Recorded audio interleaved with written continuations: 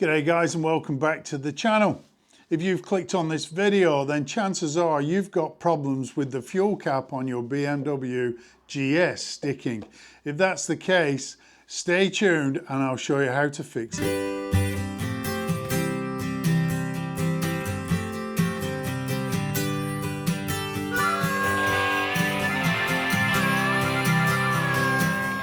Well guys, thanks for staying tuned. So the most common scenario that I hear of is people ride into a fuel station to fill up the bike, they turn off the bike and they just can't open up the fuel cap. Now you might not be aware that there is a perfect tool under the rear seat, the pillion seat, to help you sort that out on the spot. So the first thing you're going to need to do is take off your pillion seat. And if you grab your pillion seat and look underneath, you can see that there's a screwdriver there. Now that's a double-ended screwdriver.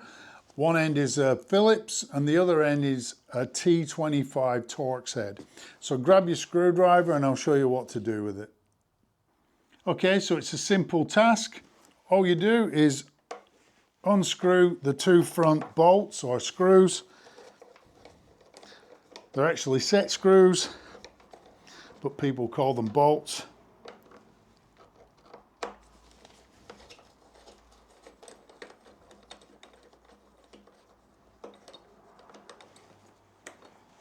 So unscrew those first.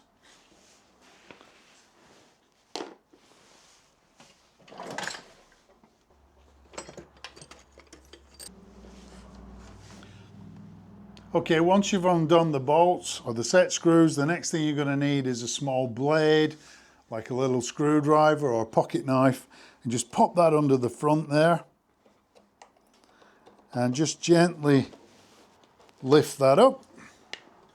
And there you go, that's out. And now you can quite easily open up your fuel cap. Okay, top tip at this point, keep the bolts away from the open fuel cap because chances are you're going to drop one in the tank. Okay, now we've got the fuel cap open, we can access the inside.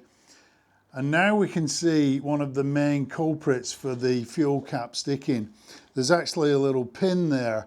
And over time dirt builds up on the surface of that, and we need to give it a little bit of a clean as part of preventative maintenance. Okay, now I've also heard on forums people have suggested using WD-40, and whilst it will initially clean it, the problem with WD-40 is it leaves a film, a residue, and that will actually attract more dirt than you've cleaned off in the long run. So what we're going to do is use some contact degreaser, some cleaner that I purchased from an auto store, and we'll just squirt a little bit on some kitchen roll and just give it a nice gentle clean in there. And already we can see the dirt that was built up on there.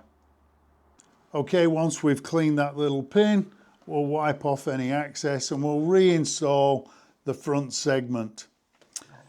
Now, just a heads up at this point, as you reinstall that front piece, you need to have this lip on the fuel cap tucked underneath the front segment. So we just gently, a little bit fiddly, feed that under. Then grab your T25 and we just gently tighten those up. Now you'll see I'm hardly using any effort whatsoever. I don't even know if there's a torque setting for this. One of the major issues with the fuel cap not opening is people have over tightened these and it cinches the whole lot down and the fuel cap just can't open. Now I've just done those super light hand tight and that's plenty. They're not going to fall out. They're not going anywhere. Okay, so the first culprit was the pin and dirt building up on that over time. The second culprit is this guy here. This is the adapter ring off a Givi tank bag that I used to have mounted on there. Now I made the same mistake as a lot of people. You have to take out these fasteners, these bolts or screws, whatever you call them, and you have to install this on top of there for the tank bag to snap into. Now I've actually got rid of the bag, I didn't really like it, but I've got some footage here showing the bag positioning on that adapter ring. Okay, so what happens is people take out these bolts and they use the bolts to install this, and they over tighten that front segment, and that then nips on the fuel cap so you can't open it. Okay guys, there you have it, a 2-minute tip to show you how to stop your fuel cap sticking.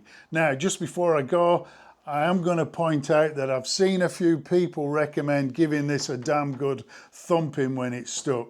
Well, that's your bike, and if that's your approach, good luck to you.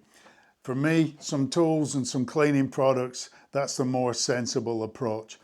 Anyway, I hope this video has helped you out. If it has, do me a favour, smash the sub button, and I'll see you on the next one.